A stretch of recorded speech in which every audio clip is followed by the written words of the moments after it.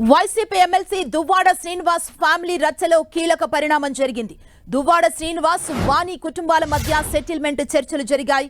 ఈ వ్యవహారానికి full stop పెట్టాలని భావించిన కుటుంబ సభ్యులు, బంధువులు రంగంలోకి దిగి చర్చల దిశగా అడుగులు వేశారు.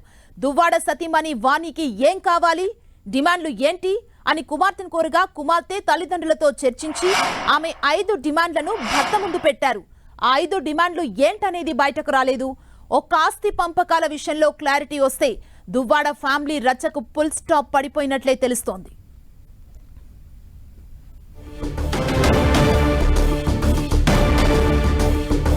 దువ్వాడ ఫ్యామిలీ గొడవకు ఎండ్ కార్డ్ పడే ఛాన్స్ ఉంది.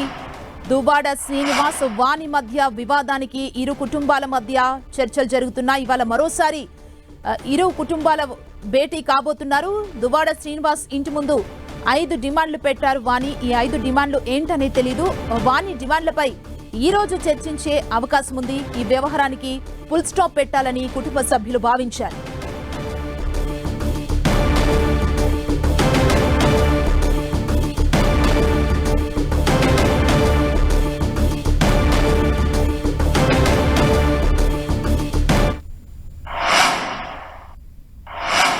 దువ్వాడ శ్రీనివాస్ వాణి ఇష్యూలో కుటుంబ పెద్దలు ఇన్వాల్వ్ అయ్యారు, చర్చలు జరుపుతున్నారు. ఇదే అంశానికి సంబంధించి మరింత సమాచారం మా ప్రతినిధి బాలు అందిస్తారు. బాలు,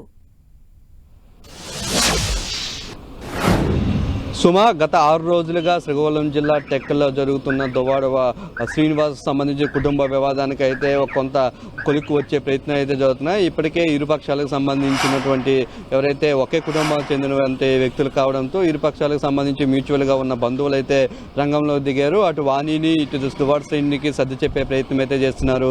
అయితే వాణికి సంబంధించి కానీ దువ్వాడ వాణి కుటుంబ సభ్యులు కానీ వాణికి సంబంధించినటువంటి ఏదైతే దువ్వాడ శ్రీనివాస్ కూతురు కానీ ఇద్దరు కూడా కొన్ని డిమాండ్స్ పెట్టినట్టుగా తెలుస్తుంది. 5 డిమాండ్లు అయితే ఇప్పటి వరకు వాళ్ళు చెప్తున్నట్టు ఉంది. ఈ 5 డిమాండ్ని దువ్వాడ వాణికి సంబంధించినటువంటి కుటుంబ సభ్యులతో పాటు దువ్వాడ వాణి చెల్లి రాధా నిన్న ఎవరైతే దువ్వాడ శ్రీనివాస్కు సంబంధించి వాళ్ళ బ్రదర్ ఉన్నారో బాబాని కలిసి వీరంతా కూడా చర్చించడం జరిగింది. సుమారు 10 మంది కుటుంబ సభ్యులు ఇరుపక్షాల నుంచి కూడా చర్చించారు. మధ్యలో కొంతమంది కుటుంబానికి సంబంధించిన లాయర్లే మధ్యవర్తి వహిస్తూ వారికి ఎలా సాధ్యాలపై చెప్తున్నారు. ఎందుకంటే దువ్వాడ శ్రీనివాస్ సంబంధించిన వివాదం ఇప్పుడు రాష్ట్ర వ్యాప్తంగా చర్చనీయాంశంతో పాటు అటు కులానికి సంబంధించి కూడా ఇద్దరు కళింగ కులము శ్రీకాకుళం జిల్లాలో పెద్ద కులంగా ఉన్నటువంటి కళింగ సామాజిక వర్గం కూడా కొంత ఇబ్బందికర పరిస్థితులు ఏర్పడతాయని చెప్పేసి అటు కళింగ పెద్దలు కూడా కొంత ఒత్తిడి తెస్తున్న నేపథ్యంలో ఇరు వర్గాల నుంచి కూడా చర్చలకైతే కొనసాగిస్తున్నారు. అయితే ప్రధానంగా ఈ సంబంధించి దువ్వాడ వాణికి కానీ అటు శ్రీనివాస్ కానీ ఏవైతే డిమాండ్స్ ఉన్నాయో ఈ డిమాండ్స్ పరిష్కారం దిశగా